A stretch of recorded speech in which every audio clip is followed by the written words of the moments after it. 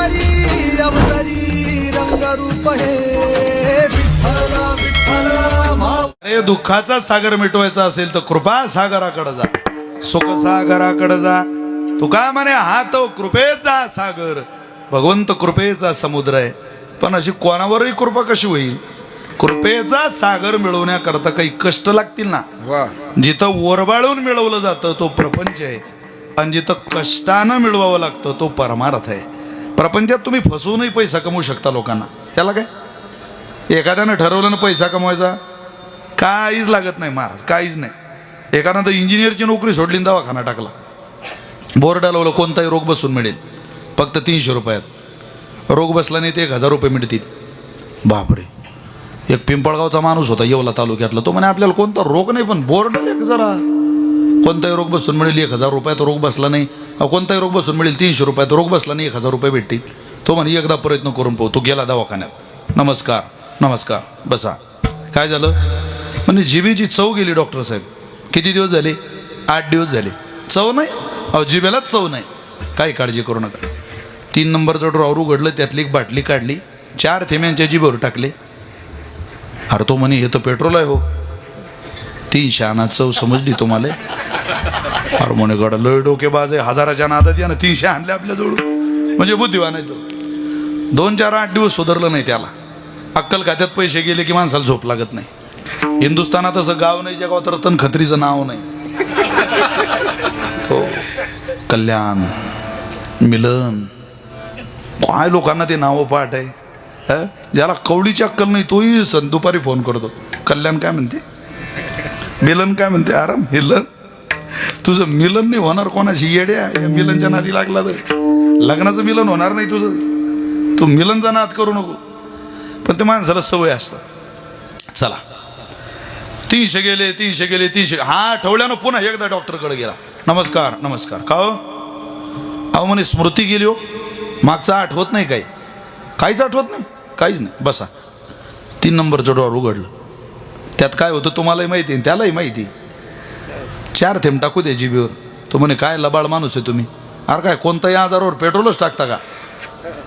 त्यात तर पेट्रोल आहे. तुम्ही आठवड्यात तुम्हाला टाकलं ते गेल्या. 300 आणा, आठवतंय तुम्हाला? तू म्हणे मी हलो गड्या आता 1000च्या नादात 600 गेले आपले. 8 दिवस पुन्हा थांबला आणि एक प्रयत्न करूच म्हणे गड्या आता. पुन्हा गेला. डॉक्टर साहेब दृष्टी गेली, डोळे गेले, दिसत नाही, काहीच दिसत नाही. अहो तुम्ही चुकीच्या दवाखान्यात आली. डोळ्याचा दवाखाना नाही हा. बर मग द्या 1000 रुपये. तुम्ही तर बोर्ड लावलाय बाहेर. देतो 200च्या 2 नोटा दिल्या. सांगितलं हे घ्या 500-500, 1000 रुपये घरी घेऊन जा, व्यवस्थित जा. कोणाला तुम्हाला चांगलं स्वप्न पडलं का दोघांना? हो म्हटलं पडलं. तुला काय स्वप्न पडलं रे? तो म्हणे अरे इथं भगवान मग शंकर आलते, महादेव. ते म्हटले बाबू पिंपळगावात काय करून राहिला, चाल कैलासात, तुला जरा तिकडचा फेरफटका मारून आणतो. कैलास काय, हिमाचल काय, पार्वती मातेने पोटभर जीव घातलं, गणपती बाप्पा, कार्तिक स्वामी, खूप फिरलो. तो म्हणे अरे तुझा कैलास सोड. रामभाऊ कैलास काय सांगतोय तू? जरा सुरेशचं स्वप्न आहे. काय होतं सुरेशचं स्वप्न? अरे म्हणे इंद्र आलता इथं, स्वर्गाचा राजा. तो म्हणे इकडे तिकडे काय फिरतो, तिकडच्या रंभा अप्सरा पहा जरा, केळीच्या पानावर तोपाचा शिरा तिकोन आली मेरा तो झुमका गिरा. तू विसरून जाशील म्हणे सगळं. असा स्वर्ग आहे, खूप स्वर्गात फिरलो. रामभाऊ म्हणे कैलासात फिरलो, सुरेश म्हणे मी स्वर्गात फिरलो. पण तिरमग तू मा सुंदी पिला कशी काय? तो म्हणे अरे आता ऐका, अरे हनुमंतराय आलती इथं आणि मारुतीराय मला म्हटले तू बासुंदी पितू की रट्टे खातू? नाही ते म्हणे बाबा मी बासुंदी पिऊन घेतो. आता इतक्या मोठ्या माणसाने आग्रह केल्यावर मी बासुंदीचा ग्लास उचलला. ते म्हणत तिरमग बासुंदी पिला, त्यात काही वाद नाही, पिला बरं केलं गड्या. अरे पण मारुतीराय आल्यावर आम्हाला आवाज तरी द्यायचा बाळा, दर्शन तरी झालं असतं. तो म्हणे लय आवाज दिले पण हा कैलास आहे, तू स्वर्गात. अरे माझ्यासारख्या गरीबाचा आवाज कैलासाला स्वर्गाला जाईल कधी? मी म्हटलं आपल्यासारख्याने यांना आवाज देण्याची भानगडीत आता पडू नये. आता बासुंदी पिऊन घेतलेली बरी. जिथं ओरबाळून घ्यावं लागतं त्याचं नाव प्रपंच आहे, आणि जिथं कष्ट करून मिळवावं लागतं त्याचं नाव परमार्थ आहे. पाहे प्रसादाची वाट, पाहे प्रसादाची वाट, पाहे प्रसादाची वाट, पाहे प्रसादाची वाट. दोनिया ताट द्यावे दोनिया ताट केश घेऊनी जाईन केश घेऊनी जाईन यावे दोनिया थाट यावे दोनिया शेष घेऊनी जाईन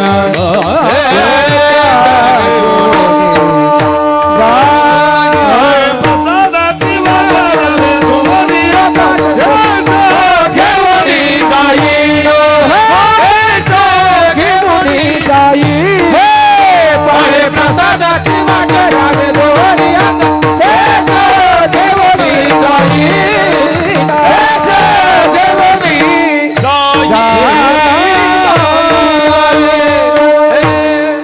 काहीतरी कष्ट करा आणि मग प्रसादाची वाट पहा. मग कोणते कष्ट करा? तुम्ही कष्ट करायचे असतील संप्रदायात तर नामदेवराय म्हटले आमच्या अभंगाच्या व्यवस्थेत कष्ट करा. तुमचे कष्ट वायाला जाणार नाही. कोणते कोणते कष्ट आहे? तुम्ही तीर्थाची सेवा करा. कशी करा? नाम आसक्तीने करा, रूप आसक्तीने करा तरी तिचं फळ आहे. अहो तिच्या स्नान सेवेने करा, फळ आहे. ये दक्षिण वाहिनी इंद्रायणीसी प्रत्येक तीर्थाचं फळ आहे. स्नान घडता भयदेशी कोटी तीर्थ प्रयागादी काशी प्रसन्न होती हरिहर इंद्रायणीचं वर्णन आहे. गोदा तटे निर्मळे देवदेवांची रावळे संत महंत मिळे दिवस जाय सुखाचा गोदावरीचं वर्णन आहे. तू काय म्हणे चंद्रभागा स्वरूप तुझे पांडुरंगा चंद्रभागेचं वर्णन आहे.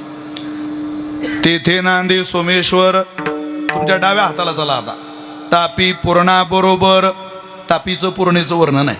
पयोष्णीचं वर्णन आहे. पूर्णा विश्वाच्या मेळ्यावर पूर्णा विश्वाच्या मेळ्यावर आहे धुपेश्वर मंदिर आहे धुपेश्वर मंदिर. विठ्ठल हरिबाबा नावाचे संत झाले त्यांचंही भजन आहे. त्यांनी या तडाखाचं वर्णन केलं. किती नद्या आहेत, किती तीर्थ आहे. अरे गंगा मातेच्या अगोदरच तापी मातेचं तीर्थ आहे. सूर्यपुत्री ही सूर्यनारायणाची मुलगी आहे तापी माता. असं आहे.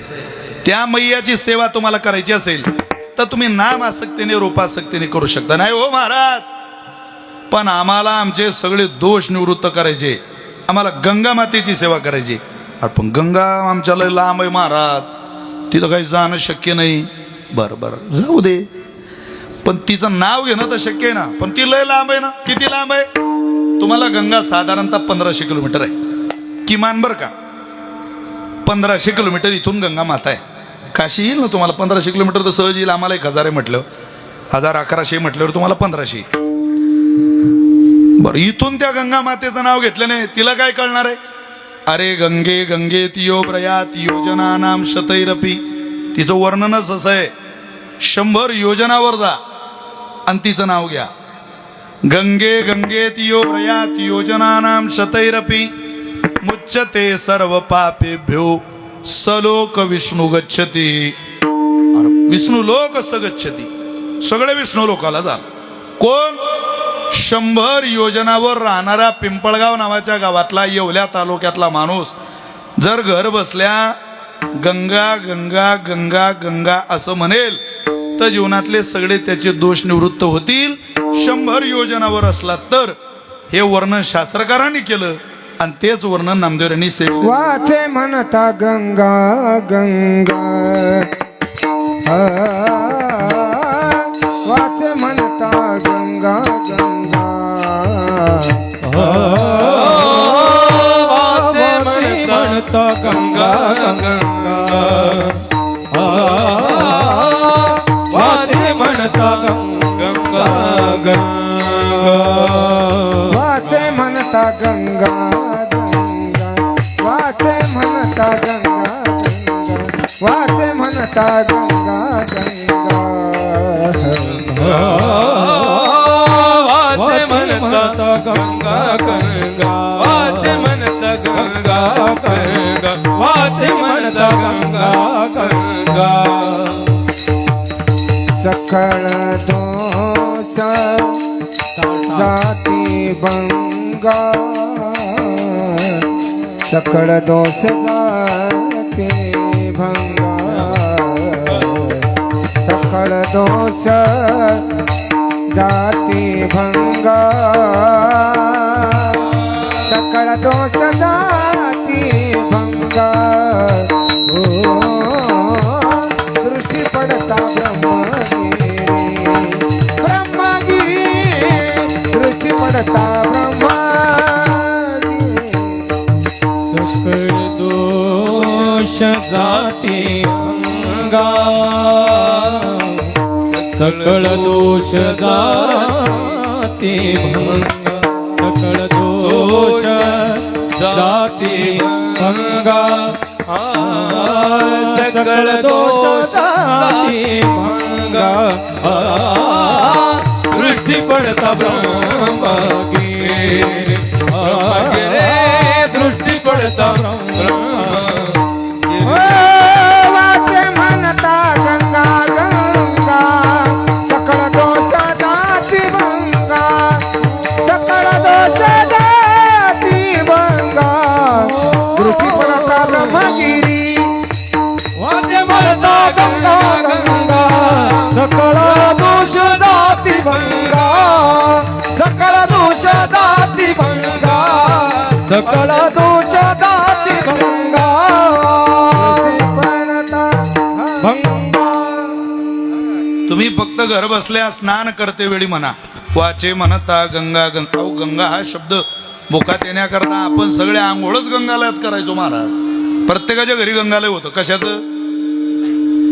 तांब्याचं. तुम्ही बोर झाले का? मी घरी जाऊ का? यांच्यापेक्षा जाऊ द्या. होतं की नाही गंगालय? आजही आहे. फक्त घासायचा कंटाळा म्हणून आपण ते जिनेत ठेवलं वर. आता प्रत्येकाच्या घरी गंगालय. अहो, सकाळी म्हणायची माणसं गंगालात पाणी घाल. आता आयुष्य इतकं टप चाललं तरी माणसं टपात आंघोळ करून राहिले. अरे आयुष्यच तर टप आहे, तू टप काऊन घेऊन राहिला? गंगालयात जा, तुला शांती मिळेल. सकळ दोष जाती भंगा. गंगा गंगा गंगा गंगा असं म्हणा. गंगे गंगे तियोभ्रयात योजनानाम शतैरपी. सकळ माणसाचं जीवन दोषानं भरलेलं आहे. करोडपती माणूस आहे तर दोषानं भरलेला आहे. कोण धुतला तांदूळ नाही हो, दोषाचंच जगणं आहे. आपण काय इथं चोरी लपीचं काय चालतं देवाच्या दारात? जेवढे दोष घडले सगळे त्याला माहिती. त्यामुळे हे सगळे दोष त्याच्या पायावर घेऊन जा म्हणा आम्हाला या दोषाचं ओझं उतरवायचंय. ते मोठं कर्ज आहे. मरायच्या आत माणसानं जसं व्यावहारिक कर्ज उतरवलं पाहिजे तसं दोषाचं परमार्थिक सत्तेत सुख अनुभवायचं असेल तर दोषाचं कर्ज उतरवा. आणि ते कशानेच उतरत नाही, पण गंगा मातेच्या तीर्थाच्या सेवेने ते मात्र उतरत राहते. वाचे म्हणता गंगा गंगा सकळ दोष जाती भंगा. आपले सगळ दोष निघून जातील इतकी ताकद गंगा मातेकडे. त्या विराट कोहलीला काय हो कमी आहे त्याच्याकडं, पण त्याला माहिती आहे आपली कळत न कळत काही दोष आहे. बायकोला घेऊन वृंदावनला जातो. काय नाव रे पोरो त्याच्या बायकोचं, विराट कोहलीच्या बायकोचं? माहिती आहे ना काय नाव? मोठ्यानं सांग. मोठ्यानं सांगणार जरा. आणलं सही सांग. अनुष्का शर्मा. माझ्या बायकोचं नाव माहिती आहे का तुला? अरे हबच्या बायकोचं नाव माहिती नाही तुला? आता आपली बायको अनुष्का बी नाही शर्मा बी नाही, त्याला काय माहिती अशी? पण त्याची बायको प्रसिद्ध आहे, ती अभिनेत्री आहे. जगविख्यात प्रसिद्ध बायको आहे त्याची, अनुष्का शर्मा नावाची. प्रसिद्ध प्लेअर आहे अष्टपैलू विराट कोहली नावाचा. पण वर्ल्ड कपची फायनल मॅच झाल्यावर बायकोला घेऊन वृंदावनला जातो. साष्टांग दंडवत घालतो प्रेमानंद महाराजांच्या चरणावर. तुळशीची माळ घालतो गळ्यात. आणि ऑन टेलिव्हिजन माईकवर सांगतो मी अंमली पदार्थाचं सेवन करत नाही, मी नॉनव्हेज खात नाही, मी दारू पित नाही. माईकवर 4 एकरावाला ऐकत नाही येवला तालुक्यातला. 4 तो म्हणतो माझ्या 4 एकर ऊस आहे. बे काय आग लावतो त्या ऊसाले, बिबट्या असतात त्याच्यात. मूर्खा काय करतात त्या ऊसाले? सरकारचंही धोरण असं मुघले आजमच्या जमान्यातले वन संरक्षक कायदा पिनवू. सरकार म्हणतं बिबटे वाचले पाहिजे. माणसं मेले तरी चालते ना रे, यातले न्या ना एक दोन. तुम्हाला बिबटे लागत असतील तर काय महाराज, कसली गुरमी आणि कसला अहंकार आहे तुम्हाला मला कळत नाही. सेवाच करू वाटत नाही माणसाला. सेवा केल्याशिवाय माणसाला मेवा खाता येत नाही. सेवा करा.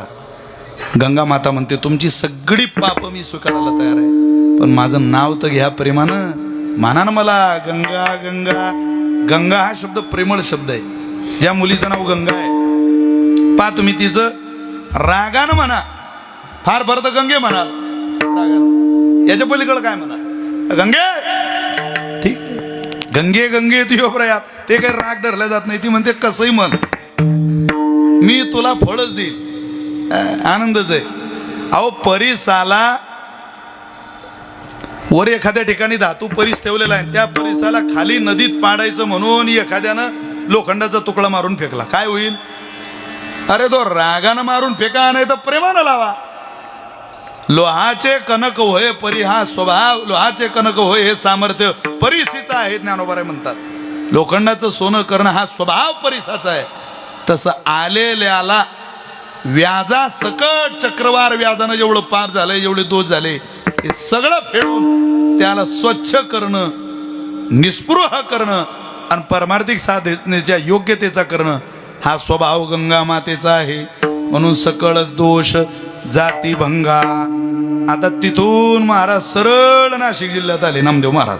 आणि ते म्हटले राहू द्या, या संप्रदायात तीर्थाची तर आहेच वा, या संप्रदायात नुसती मातीनं भरलेला डोंगर जरी पाहिला तरी तुमच्या दारात यमराजाचा फेरफटका मारायची ताकद नाही. म्हणजे काय फळ आहे आणि कोण्या पर्वताचं फळ आहे? अभंगाचं दुसरं चरण. दृष्टी पडता ब्रह्मगी, दृष्टी पडता ब्रह्मगी, दृष्टी पडता ब्रह्मगिरी, दृष्टी पडता ब्रह्मगिरी, दृष्टी पडता ब्रह्मगिरी, दृष्टी पडता ब्रह्मगिरी, हा दृष्टी पडता ब्रह्मगिरी, दृष्टी पडता ब्रह्मगिरी, ध्यास नाही ध्यास नाही यमपुरी, हा दृष्टी पडता ब्रह्मगिरी, दृष्टी पडता ब्रह्मगिरी, त्यासी नाही त्यासी नाही यमपुरी, दृष्टी पडता ब्रह्मगिरी, दृष्टी पडता ब्रह्मगिरी, हे दृष्टी पडता ब्रह्मगिरी, त्यासी नाही यमपुरी, त्यासी नाही यमपुरी, त्यासी नाही यमपुरी, हा दृष्टी पडता ब्रह्मगिरी, त्यासी नाही यमपुरी,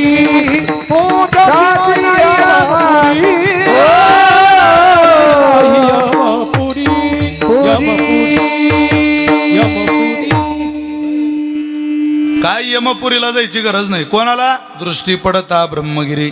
डोळ्यानं पर्वत पाहला, ब्रह्मगिरी पाहला तरी आपली यमपुरी चुकवण्याची सुलभ साधना आपल्या परंपरेमध्ये. तुम्ही कशानंही यमपुरी चुकवण्याचा प्रयत्न करा, चुकत नाही. पैशानं चुकवा, चुकत नाही. बुद्धीनं चुकवा, चुकवत नाही.